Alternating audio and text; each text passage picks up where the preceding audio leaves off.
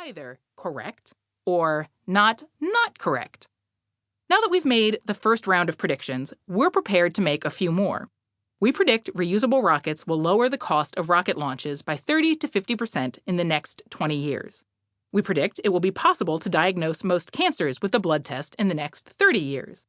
We predict that nanobiomachines will cure most genetic disorders in the next 50 years. Okay, that's a total of 11 predictions. We believe that if we get 8 out of 11, we should be considered geniuses. Oh, and if any of the first set comes true, you can write clever news articles with titles like, "Couple who predicted the future of gene sequencing say spacefaring will be cheap in near future." Predicting the future accurately is hard. Really hard. New technologies are almost never the work of isolated geniuses with a neat idea. As time goes on, this is more and more true.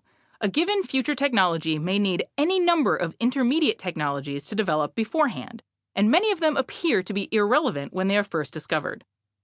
One recently developed device we discuss in the book is called a superconducting quantum interference device, aka a SQUID.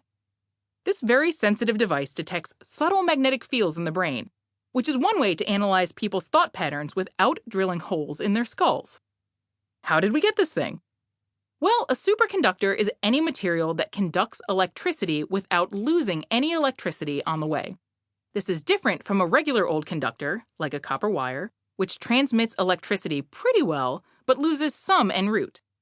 We have superconductors because about 200 years ago, Michael Faraday was making some glassware and accidentally turned a gas into a liquid by trapping it under pressure in a glass tube.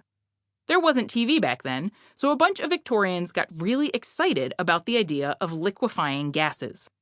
As it turns out, it's easier to liquefy gases by getting them really cold rather than getting them really pressurized. This insight led scientists to develop advanced refrigeration technology, which allowed them to liquefy stubbornly gassy elements like hydrogen and helium. And once you have liquid hydrogen or helium, you can use them to cool down just about anything you like. Helium, for example, is about negative 450 degrees Fahrenheit when in liquid form. If you pour it onto just about anything, the liquid helium turns into a gas and takes heat away with it, until the thing you're cooling is about negative 450 degrees.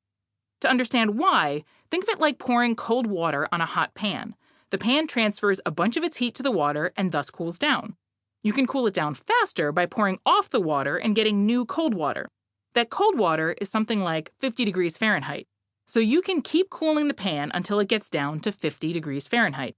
After that, the water is the same temperature as the pan, so the heat can't just go from one thing to another. It'd be sort of like trying to dry off with a towel that's just as wet as you are.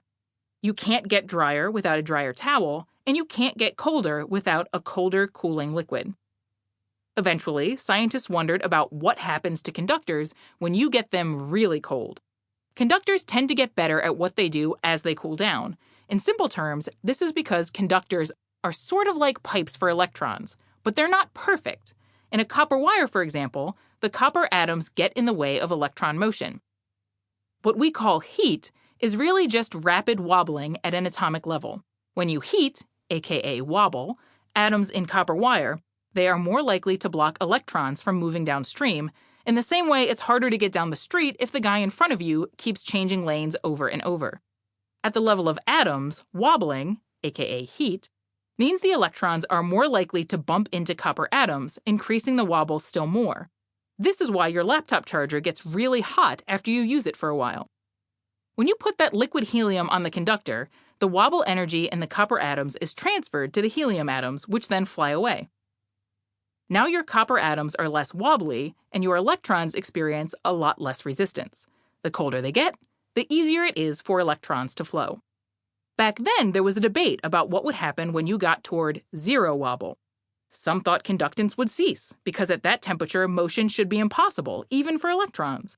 Some thought conductance would get very good, but nothing special would happen. So researchers started to pour their ultra-cold gases onto metal elements. It turned out, bizarrely, that some metals became perfect conductors, aka superconductors, when they reached a certain very low temperature. If you kept the metal cold enough to superconduct, you could put electric current in a loop and it would just keep looping forever. This may sound